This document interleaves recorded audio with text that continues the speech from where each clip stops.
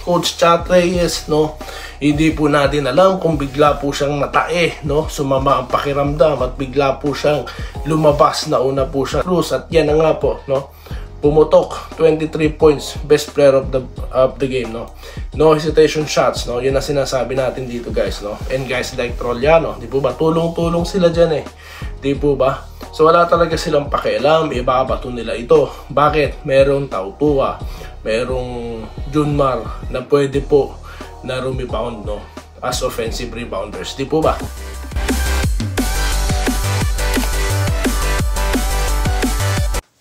Yo, what's up guys? Welcome back. Dito po si Dan Rigaldo, TV Sports. Well, ang ating pag-uusapan guys, hitik na hitik. Alright, ano yan? Well, of course, yung pagkatalo po ng TNT sa kamay po ng San Miguel Beermen. Okay, Coach Chat Reyes, hindi nakayanan ata at bigla pong maagang lumabas, nag-walk out. Alright, ano nangyari dyan? At mga pa-shoutout, bago po yan, salamat muna guys, no? 17K na po ang TV Sports, maraming salamat po.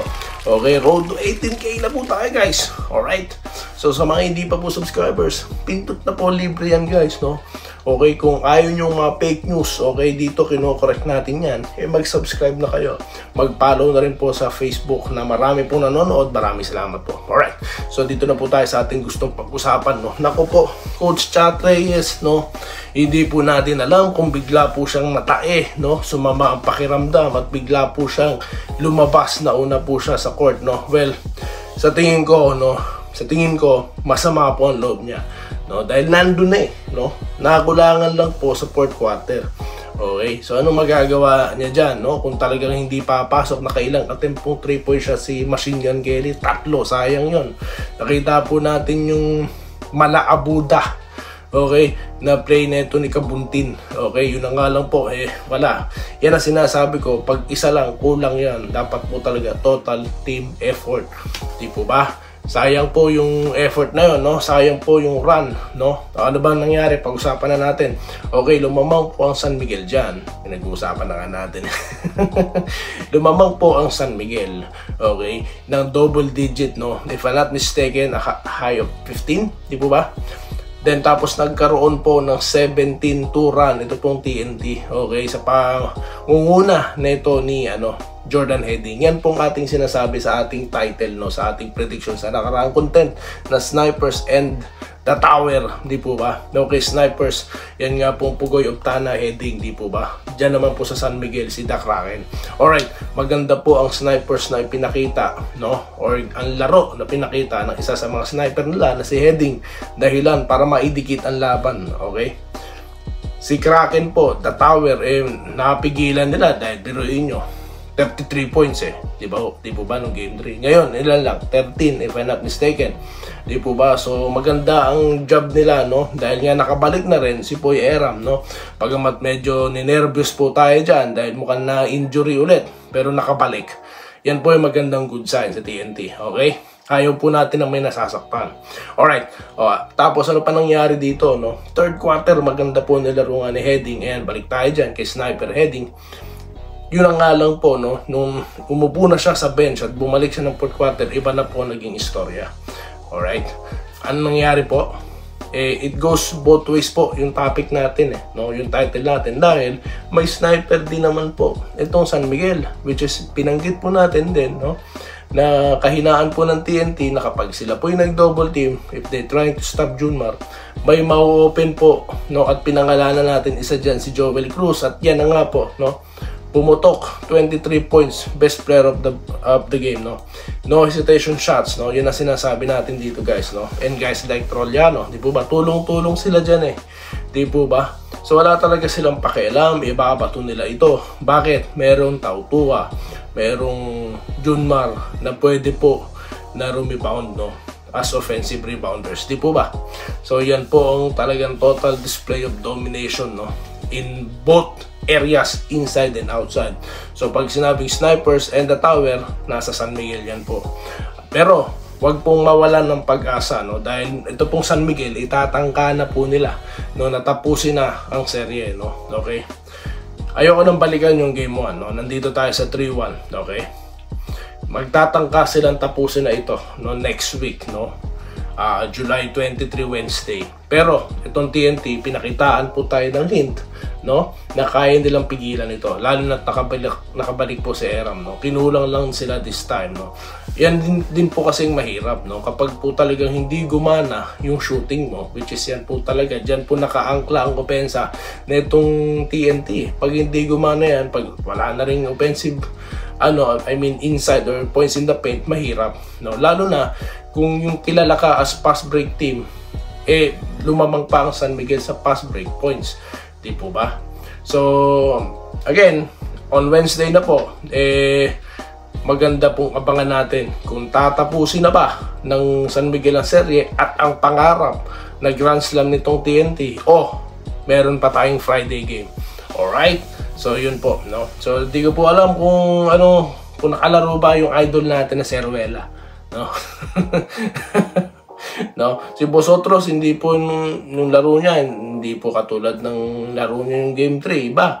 At itong Kalma, nako, kita nyo naman, no, nagbang-bang-bang pa. Mataas po talaga ang level, no, ng confidence, gigil itong San Miguel. At let's see, no, on Wednesday, guys. So yan po ang summary, no, ng ginawa po, no, ng San Miguel. Shout out na po tayo. Congratulations po ha sa mga pair na San Miguel, sa mga fans dyan, ng mga katropa natin. Huwag kayong muli mawala ng pag-asa. Okay? So dito tayo, wala tayong bias dito ha. Wala tayong kakampihan dito. Dahil kilala nyo kung taga-san talaga ako. Taga-barangay talaga ako. Barangay Muntindilaw. Dyan po yan sa Antipolo. Okay. Alright, dito po. Hindi, taga-barangay Nebra tayo, guys, no? Hindi ko yan tinatago. Alright? So dito tayo ha sa inyo po naging komento. Dito po, nako, na dami po nanonood, no? Ayan, no? Daming nanonood dito sa ating Snipers and the Tower. Alright? Sabi po ni Arthur Sabare, dito, mukhang pansi ito na San Miguel. Okay, go, go, go daw. Alright? Doy, tawa, tawa. Sabi ni, Oscar Flores. Alright, talaga, ngayon gusto kong tumawa kasi wala naman po akong, dahilan para tumawa ngayon, po. Naku po, lumabas na naman yung dila ni Naku po, sa mga taga-toy TNT, huwag yung palabasin yan. Dahil pag yan lumabas, yari talaga. Anong ibig ko sabihin? Yung offensive game niya po gumagana, no? Kaya lumalabas yan, no?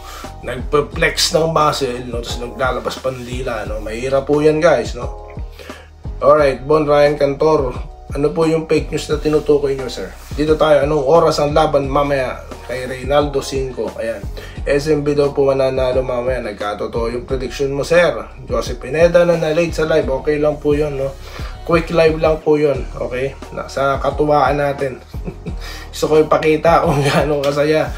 Yun na nga lang, sayang, pero alam nyo po, to be fair, talaga pong draw yun, no? Talaga pong draw kasi champion po yun, di po ba? At talaga pong wala ako, although yes, gusto natin manalo si Manny, yun ang nasa isip natin, di po ba? Pero kung titignan nyo po talaga yung laban, talaga pong draw yun, no? Alright, pero masaya po tayo. Bakit? Kasi nga po 46 years old, di po ba? Nakipag-isabayan sa bata, no? At nakita natin, no, yung maturity ni Pacman. Bakit?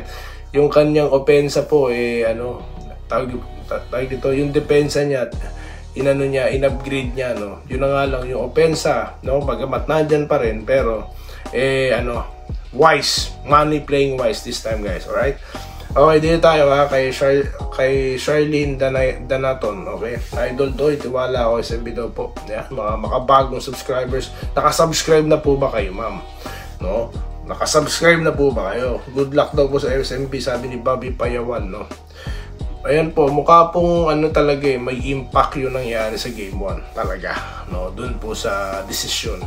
Okay? Kasi nga po, mukha pong dito pa rin umuhugot ang San Miguel. Kumbaga dito nagalit, di po ba? Yung tigre, yung dragon, no? Diyan po talaga, no? Pagka talaga po may gagalingan, may pinaghuhugutan, talaga pong mahirap pong pigilan yung gigil na yan. Roberto Quijano na nag-good morning, idol. Kailangan manalo ang San Miguel Beer para hindi sila mangamba nanalo po sila, no? Okay, Somewhere Over the Rainbow. Oh, bang kanta to ah. Maganda umaga, nauna, angas ng talk and text. Maangas po ba mga tropa? Nako po, ewan ko kung maawa ako talaga dito, matatawa ako dito sa mga reaction ni Coach Chat Reyes di po ba? Kahita nyo po maaga siyang lumabas, no? So, siguro para sa akin, sama ng loob ito, no? Okay. I hope wala po siyang iniinda, no? Okay. Dahil mahirap po, puro injured na players niya baka naman po, okay lang kung sa loob, no? Masakit po yung loob niya, no? Pero sana physically okay siya, okay? We're hoping for the best po, no? So both teams na yan, guys, okay? Sports lang tayo dito. Good morning, Boss Doy. Mamaya na yung game 4. Yes, nanalo po San Miguel. At nagte-thank you si Ma'am Irene Quiles, no? Huli-huli. Alata po talaga, nanonood talaga si Ma'am Irene dahil alam niya na siya po yung nabate, no? Okay, Ramil Gonzaga, ikaw din, no? Ramil Raimundo, ikaw din, okay? Lodualdo Prostilla, good morning. Okay, mananalo, nanalo po, no? Okay. Courtesy of Joel Cruz, no? Okay. Joel, Jericho, ayan, Jericho Cruz, ayan, ang galing, ano? Ang galing na to, no? Okay. Happy and blessed Sunday morning, Idol. Salamat po sa inyo, ma'am. Ganun din po sa inyo, no? Paggabi na po, no? Mukhang masarap ang makatulog nyo ngayong araw, no? Bagamat hindi po nanalo si Manny, no? Pero at least hindi natalo. Yun di po ba? Alright. Magandang laban na sa boxing. Magandang laban pa sa basketball. Saan ka pa? Kaya good night na po sa inyo dyan, ha? Alright. Jillian Nipas dapat 3. Huwag na po natin balikan yan. Tapos na po, no? Tapos na. Nakapag-desisyon na po ang technical committee. Itigil na po natin ibalikan na nakaraan. Hindi po natin maibabalik pa yan, no? Michael Perez, good morning, Idol. Shoutout sa Lucena, Quezon at Truck Drivers Philippines, Quezon. Ayan, solid SMB po. Samboy Ira pa. Malupit ito, no? Malupit, no? Shoutout po kay Sir Michael Perez, no? Parang kapangalan mo yung aking classmate, ha, nung preschool. Okay. Okay, dito tayo kay Andresito Alantason, no? Good morning kay Kabayang Doy. Okay, salamat po, sir. Okay, pagalingan na lang ng sniper, nanalo po at this time. Ito pong TNT. Okay, Tirso Palmero, Idol yung vlogger na babae, di ko kilala yun. Sino po ba yun, no? Idol, tama ka dyan, agree ako dyan, lalo na yung vlogger na okay, yun po. I-review ko po kung ano pong pinag-commenta nyo. Yun yata yung sinagot din ni Bon Ryan Cantor, ano pa. Morning, Idol, do solid fans mo ako dahil so yung komentaryo ng hindi fake news, wala kang katulad. Ay, maraming salamat po kay Ma'am Meryl Brioso. Shoutout po sa inyo, ma'am. Maraming salamat. Ito po, si Sir Robert Kayabyab. Ayan, na good morning, Doy TV. Wala akong pinalagpas na vlog mo kahit tumigil ako sa pagko-comment. Ay, maraming salamat po, Sir Robert Kayabyab. No? Maraming salamat po. Dahil sa inyo, we reach 17K sa mga solid subscribers, no? Kay Sir Jesse Vargas, no? Tama po ba? Jesse Vargas po ba? Parang boxer yun, ha? Okay. Tsaka dito po, Vasquez. Ayun. Jesse Vasquez. Dito po kay Sir Balbino Diala. Okay, nanonood din yan. Sila Sir Carlito Tronson, no? Sila Sir Tolit Stalag. Okay? Sila Sir Archie Makirang. Ayan, lagi din yan nanonood, no? Okay. Ito pong mga Bobby Payawal, Bobby Gabading, nandyan yan. Segundo Relio, no? Laging nandyan yan. Taga-Bohol yan, Alright? So, hindi ko po mababanggit. Patawarin niyo po ako, no? So, sobrang dami na po talaga, no? Maraming salamat. Sir Asani Senior ng Facebook. So, yun lamang po, guys. At maraming salamat sa inyo lahat. At magkikita tayo ulit, sa mga susunod na pa-shoutout at content. Dito lang si Dan Riga at Doy TV Sports na may 17K na. Muli, maraming salamat po, sa inyong panonood. Salamat po sa panonood. Subscribe na para sa mga susunod na basketball at boxing videos.